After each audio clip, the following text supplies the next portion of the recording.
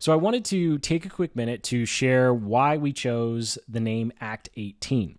And so if you don't know, my marketing agency was called Act Marketing. I say was called because for some personal and business partner reasons, we wound up closing the doors on that, but I still like the name. I still have the domain actmarketing.io, and we still built what I think is a pretty great marketing and revenue operations system around it. So that's where the name initially came from.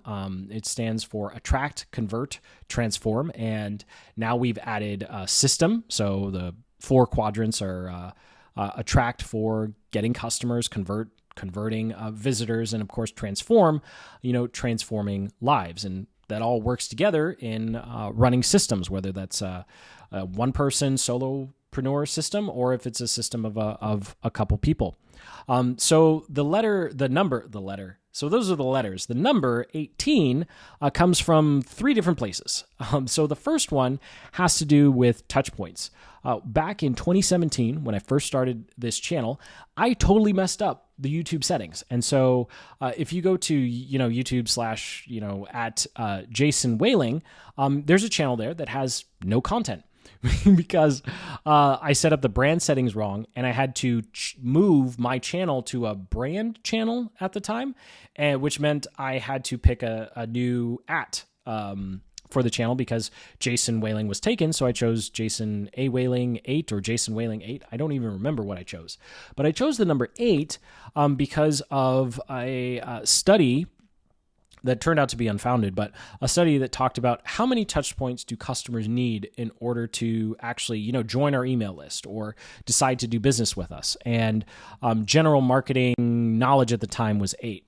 So I asked GPT to do a quick summary of where the number 8 came from, and that's what you're seeing here. So Salesforce suggests 6 to 8 touch points. So I thought, hey, it would be cool if we had a number of it would be attract, convert, transform. Is this the marketing system? And we could have a number like 8, 9, or 10 for acknowledging the fact that someone's not going to purchase from us or join our email list on the first try. It's a journey, right? And so we need to constantly show up with our content, constantly deliver value and transform lives with our products so customers come back. And then, of course, constantly test our funnels, conversion. But then some other new research went from 8 to 10 to 16 or more, mostly because, a short is very different than someone reading a blog post or even watching a video like this. And so when GPT said 16, I was like, heck, why don't we make it 18, right? Let's just go an extra mile. So that's where the first meaning of the word letter, oh my gosh, the first meaning of the number comes from 18, essentially 18 touch points for someone to become a customer, acknowledging that it's not, you don't just throw up an ad or a random, 90-second video and then expect someone to purchase your stuff. This is a process. It takes a while to build a relationship.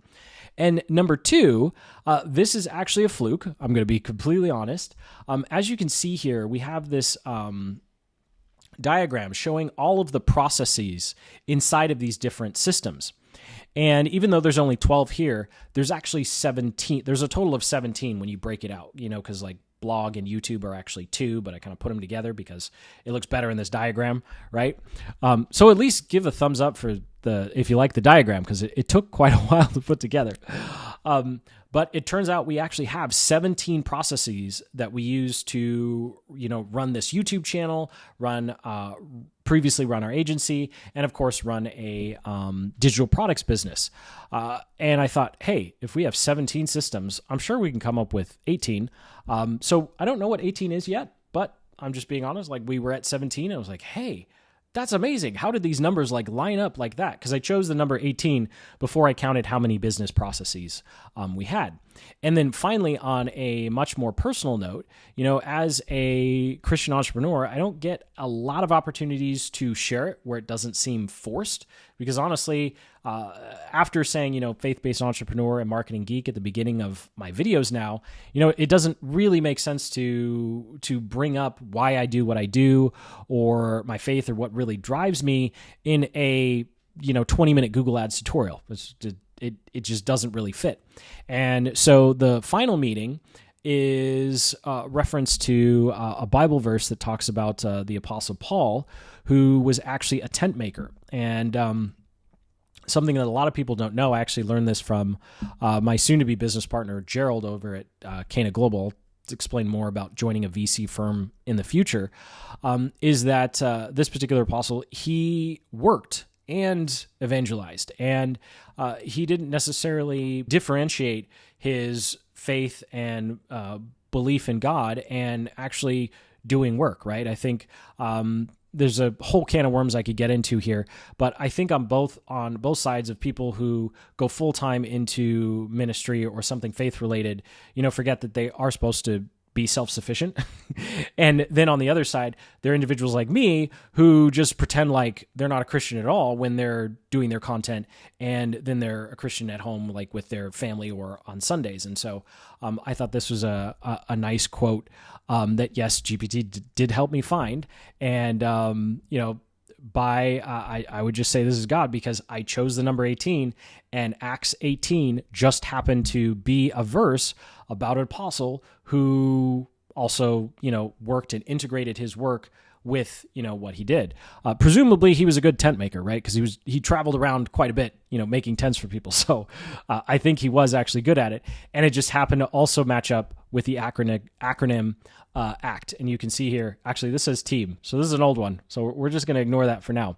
But anyway, that's where the name ACT 18 came from, 3 different places. And so I look forward to sharing more on each one of these meanings in the future. But for now, thank you so much for watching.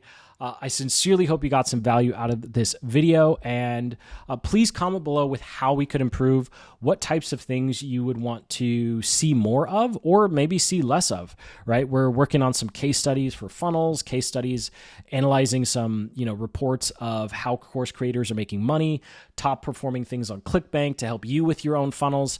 So not always just, updates on how X is in trouble or another court doesn't like something a social media platform is doing. So as you can tell, I'm rambling. I've been here an embarrassingly long time for how long this video actually wound up being. But seriously, thank you so much for watching. And until the next, keep building the business you love.